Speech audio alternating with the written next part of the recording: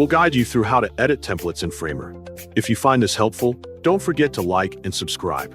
People search for this tutorial because they want a quick and simple way to customize templates in Framer without starting from scratch. To begin this tutorial, open a browser on your computer. Go to framer.com by typing the website address into the search bar. Once the website loads completely, click New Project to start creating a new workspace where you can begin working on your design. After that, click All Templates to view the available template options provided by Framer. Then, choose the template category you want to use, for example, free categories, so you can browse templates that fit your needs and preferences more easily. Next, select the template you want to use by clicking on it to preview and choose the layout that suits your project.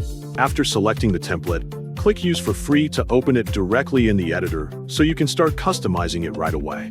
Now you can edit text, colors, and images inside the template based on your project requirements. If you want to edit text, double-click on the text element you want to change so it becomes active and ready for editing. Then type your text according to your needs, for example similar to the video, so it matches the style you are aiming for.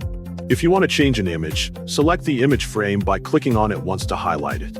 Then find the Fill section on the right panel of the editor where image settings are located.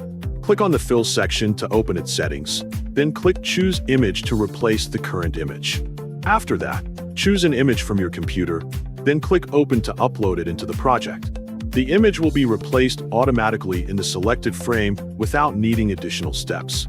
If you want to delete an object, click on the object you want to remove so it becomes selected clearly. Then press Delete on your keyboard, and click Delete again to confirm the action if prompted on your screen. Continue editing other objects using the same steps according to your needs until your design is complete. Review the entire project carefully and ensure all text and images display correctly and consistently.